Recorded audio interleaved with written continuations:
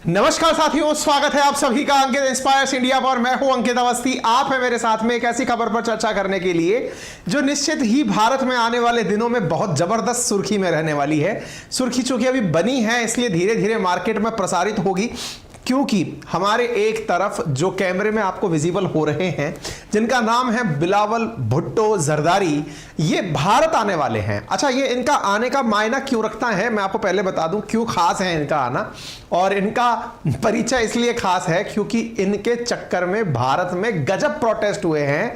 हाल ही के दिनों में दिसंबर 2022 में इनके कारण भारत के लगभग हर राज्य में प्रदर्शन हुए हैं कि पाकिस्तान के विदेश मंत्री माफी मांगो।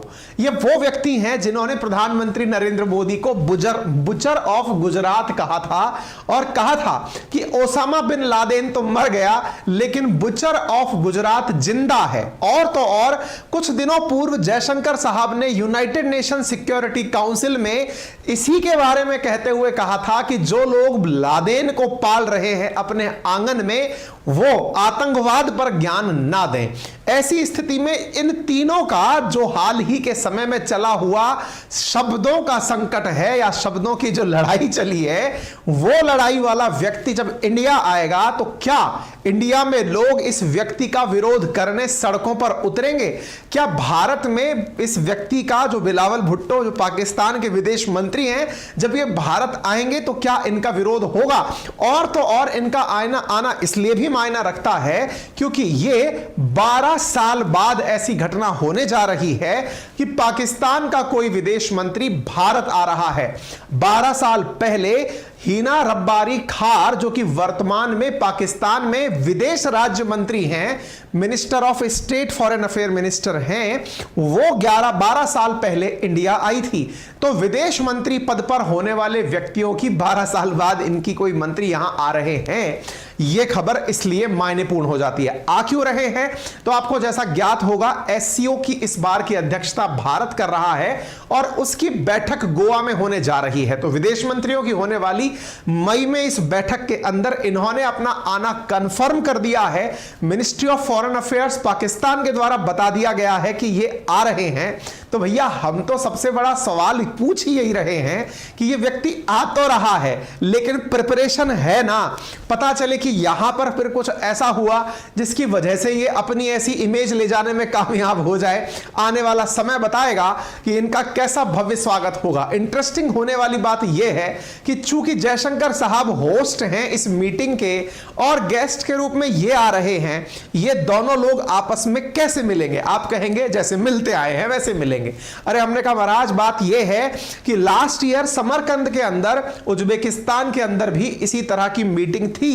हमारे जयशंकर साहब ने एससीओ के जो अन्य मेंबर्स हैं उनके विदेश मंत्रियों से तो मीटिंग की थी, बैठक की थी, साथ में टेबल पर बैठने पर हैंडशेक किया था, लेकिन इनकी तरफ झांके भी नहीं थे।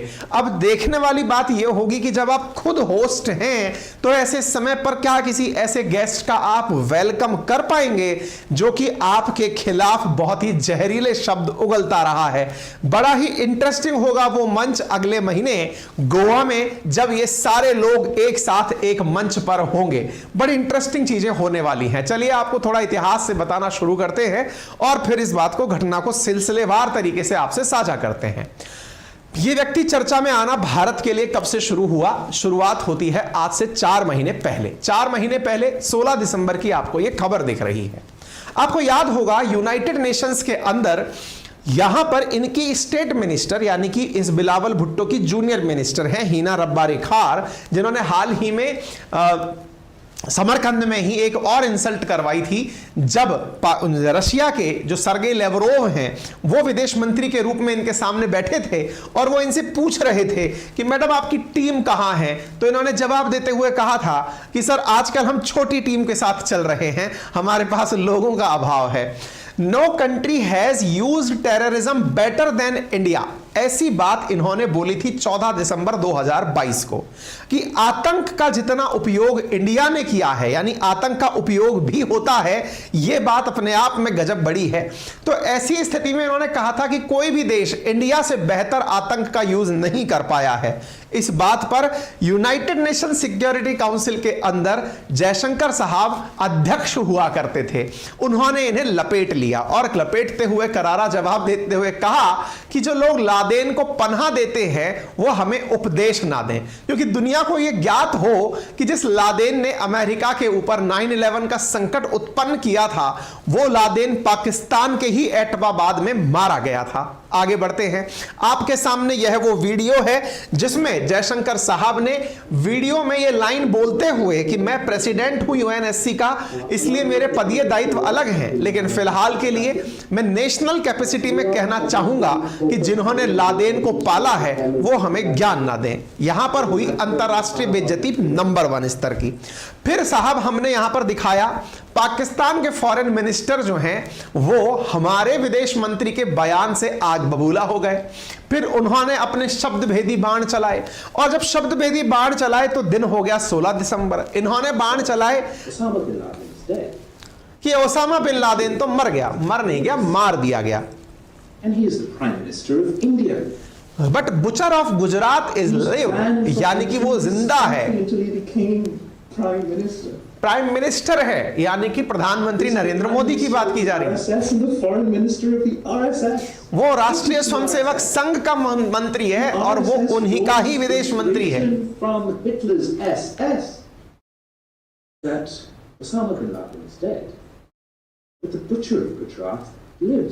जनाब ने ये बात बोली, अब बोली तो फिर इंडिया में आप प्रोटेस्ट देखिए, पाकिस्तान मुर्दाबाद, पाकिस्तान होश में आओ, पाकिस्तान औकात तुझे दिखाएंगे, धूल तुझे चटाएंगे। आप यहां पर प्रोटेस्ट देख रहे हैं। आंध्र प्रदेश, उत्तर प्रदेश, पांडुचेरी, दिल्ली और उड़ीसा, गुजरात, मध्य प्रदेश, महाराष्ट्र, झारखंड, मणिपुर, राजस्थान, जहां तहां देख रहे हो वहां पाकिस्तान के इसी मंत्री के खिलाफ प्रोटेस्ट में दिसंबर 2022 में लोग सड़कों पर उतरे थे। अरे मैं यही तो कह रहा हूं कि जब जिसके खिलाफ 4 महीने पहले प्रोटेस्ट हुआ है वो इंडिया आ रहा है। खबर है पाकिस्तान के विदेश मंत्री बिलावल भुट्टो जरदारी एससीओ की विदेश मंत्रियों की बैठक अटेंड करने गोवा आ रहा है। अगर गोवा आ रहा है तो उसका कैसा स्वागत होगा यह जानने योग्य बात होगी। 12 साल बाद कोई विदेश मंत्री एससीओ समिट में इंडिया आ रहा है, लेकिन बड़ा सवाल बनता है कि 12 साल आफ्टर ऑल लग क्यों गए। क्या किया इन्होंने? भारत के अंदर पुलवामा जैसा जख्म दिया, इन्होंने भारत में उरी जैसा जख्म दिया। ऐसे जख्मों के बाद में अब भारत की बारी थी। भारत ने इनकी दुखती हुई नस को ही तोड़ दिया और वो नस थी कश्मीर के प्रति इनका सिंपैथाइजर होना। भारत ने उसमें से धारा 370 हटा करके इन्हें बता दिया कि भारत के लिए कश्मीर कितना महत्वपूर्ण है। उसके बाद इमरान खान के नेतृत्व वाली सरकार ने पाकिस्तान की तरफ से अनाउंस करते हुए कहा कि जब तक 370 बहाल नहीं हो जाती हम वापस से रिश्ते नहीं रखेंगे। अरे जनाब, रिश्ते तो भारत ने ही आपसे तोड़ रखे थे आपके आतंकी घटनाक्रमों के चलते, लेकिन आप अपने आप को दुनिया के सामने यह दिखाने के लिए कि दोस्ती हमने तोड़ी है, दुश्मनी हमने शुरू की है, तो आपने 370 की आड़ ले ली। लेकिन उस आड़ के चलते इनका पूरा देश एक साथ होकर पिल गया। चाहे फिर वो इमरान खान हो, चाहे शहबाज शरीफ हो या फिर बिलावल भुट्टो, इन सब ने कश्मीर का एजेंडा जहां तहां अंतरराष्ट्रीय मंचों पर खूब उठाया। लेकिन इस मुद्दे को उठाने के बाद इनको मुंह की खानी पड़ी, क्योंकि भारत की कूटनीति से आखिरकार पाकिस्तान ने हार मान ली। आज से 1 महीने पहले हमने अंकित इंस्पायर इंडिया पर यह सेशन किया था, जिसमें खुद बिलावल भुट्टो जरदारी ने यह स्वीकार किया था कि अंतरराष्ट्रीय स्तर पर जब भी हम कश्मीर का मुद्दा उठाने निकलते हैं तो हमें बहुत मेहनत करनी पड़ती है, क्योंकि इंडिया लोगों को यह बता चुका है कि कश्मीर उसका है, वो अंतरराष्ट्रीय रूप से कोई विवादित जगह है ही नहीं। इसलिए जब भी हम उस मुद्दे को उठाते हैं इंडिया हमें बहुत नीचा दिखा देता है। यानी इन्होंने खुद स्वीकार किया था कि भारत की कूटनीति के कारण यूएन में पाकिस्तान कश्मीर का मुद्दा नहीं उठा पा रहा है। इनकी यह हालत के पीछे असली जिम्मेदार इनके राजनेता हैं, जो जबरदस्ती अपना काला मुंह छुपाने के लिए आतंकवाद जैसी चीजों को प्रमोट करने वाले लोग 370 की आड़ में दुनिया के सामने मसीहा बनकर फिर रहे हैं। उन्हें भारत ने दुनिया में अपना असली चेहरा दिखा दिया। मेरे प्यारे साथियों, अंतरराष्ट्रीय स्तर पर एससीओ में भारत का पक्षधर रूस है और चीन पाकिस्तान का पक्षधर है। तभी तो रूस द्वारा जो मैप जारी किया जाता है एससीओ का, उसमें भारत का पूर्ण नक्शा दिखाया जाता है, जिसमें भारत के नक्शे को आप यहां देख सकते हैं। स्पुतनिक जो कि रूस का अखबार है, उसके अंदर इस प्रकार से पूरा इंडिया का प्रॉपर मैप दिखाया जाता है, क्योंकि इंडिया को सपोर्ट रूस करता है, जिसने कि 2018 में भारत को एससीओ का परमानेंट मेंबर बनवाया था। उम्मीद है आप सभी साथियों को यह जानकारी जानकर अच्छी लगी होगी। आपसे गुजारिश है, अगर आपको यह जानकारी सुनकर अच्छी लगी है, आप बड़ी संख्या में उपस्थित हैं, अगर आप इस वीडियो को लाइक कर दें तो हमारे लिए आपकी तरफ से एक बहुत ही बेहतरीन गिफ्ट होगा। इसके साथ साथ अगर आपको वीडियो पसंद आ गया है तो वीडियो के नीचे अभी हमारे टीममेट ने, कंटेंट टीम ने हमें इन्फॉर्म किया है कि हाल ही में कश्मीर के अंदर एक आतंकी हमला हुआ है, और आतंकी हमले की कंफर्म न्यूज नहीं है, लेकिन न्यूज में आना शुरू हो गया है। और ऐसी स्थिति में यह भी इनका वही कायराना प्रयास है जिसकी वजह से G20 जैसी बैठक जिसे इंडिया कश्मीर में आयोजित कराने का प्रयास कर रहा है, यह मोस्ट अवेटेड था। अभी आपके सेशन के दौरान ही टीम ने आकर के इन्फॉर्म किया है। दैट मींस ये अपनी हरकतों से बाज आने वाले लोग नहीं हैं। आतंक के पालनकर्ता जब कहीं जाते हैं तो आतंक की धमक उनसे पहले पहुंचाते हैं। एससीओ की बैठक भारत कर ले सक्सेसफुली, भारत एससीओ के साथ साथ G20 की बैठक कर ले, यह इन्हें कैसे बर्दाश्त हो सकता है। आपको याद होगा इंडिया ने कह रखा है कि G20 की एक बैठक, एससीओ की G20 की एक बैठक श्रीनगर में भी होगी, और आज अभी जो सुर्खी मिल रही है, हालांकि कंफर्मेशन अभी नहीं हुआ है, लेकिन कश्मीर के अंदर एक आतंकी हमले की न्यूज सुनने में आई है। खैर, फिलहाल के लिए आपके लिए इतना ही। अगर आपको जानकारी पसंद आई हो तो अपने सभी साथियों के साथ सेशन को साझा